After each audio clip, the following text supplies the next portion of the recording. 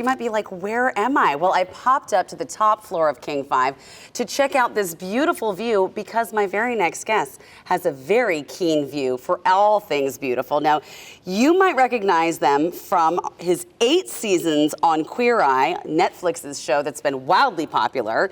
Please welcome my friend Bobby Berk. You are in town for something special, and we're going to talk all about that. But most important, I want to welcome you to New Day. Thank you. Thank you so much. I think it is a beautiful day here. Isn't it cool? We've had too much sun in LA, so I am down for a beautiful cloudy day in Seattle. Yes. I heard everyone was sweltering down here. Yes. We ordered this special for you. Thank you. And it's incredible to see all the different things in Seattle, right? You're going to be here using your special eye for a very special housing build. But I want to talk to you first about Queer Eye. What was it like being part of something so iconic? I mean, that show has been such a beautiful blessing, not just for us, but for fans and for the world. I think we came along in a time where the world was very divided. Yeah. And people were just looking for a show where everybody got along and showed love and compassion and connection. And so to be able to be a part of a show that really did good in the world has been an amazing honor. And it brought lightness, and it brought education. Exactly. I saw you changing hearts and minds on that show, and I thought that was so beautiful. Thank you.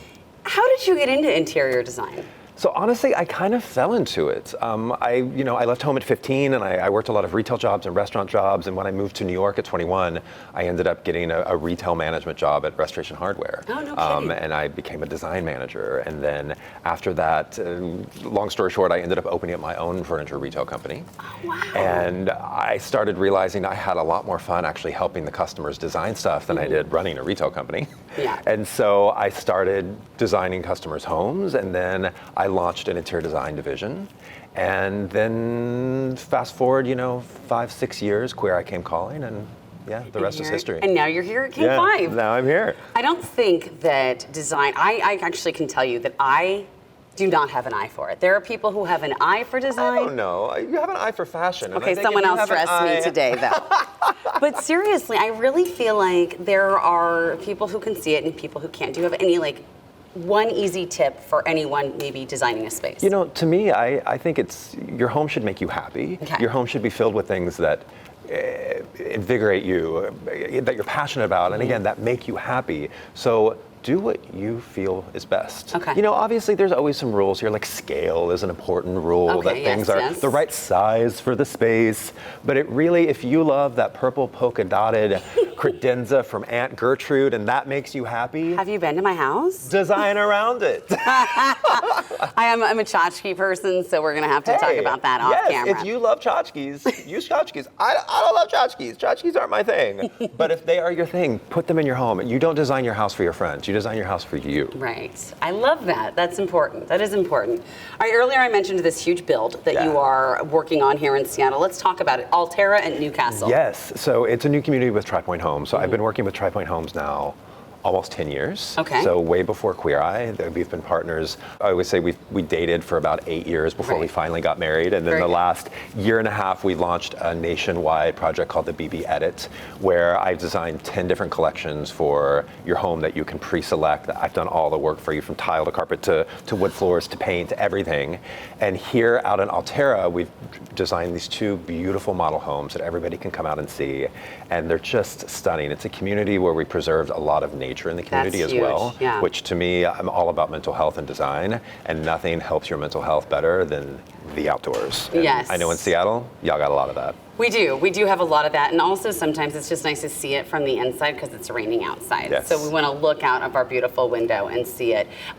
That's going to be really interesting because I think that that's one of the hardest parts of designing any home, or if you're doing a rebuild or renovation, is all the options. Yeah. So you kind of toned it in. Exactly. I learned years ago when I had my retail stores that I mentioned earlier, we would give customers options of these 200 different fabrics for sofas, and nobody could make a decision. Yeah. Because they just became paralyzed by, okay, well, why are there 30 different grays? Yes. How do I choose 30 different grays? So I'm like, okay, actually here, I'm going to give you an option of two grays. Yes. And then like, oh, this one. Yes. You know, so that's what we did with the BB Edit with TriPoint Home. And the great thing about it is you can take a design quiz that I created that will ask you all these different questions, and they're not just about design. They're about your favorite food, your favorite vacation, your favorite sweater, your favorite dress.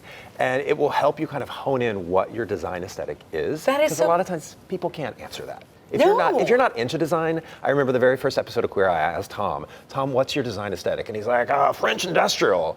And I was like, wait. Do you know what French industrial is? I don't And he was know. like, no, I just heard it once somewhere. And I'm like, okay, that's what I thought. So I learned quickly to not even ask that question, because if you're not in the business, or if you're not obsessed with design, you don't know that. So asking people about things that they're passionate about is how you get there. And that's what we've done with TriPoint. I want to take the quiz. Can I take the quiz? Absolutely, yeah. Okay. TriPoint.com.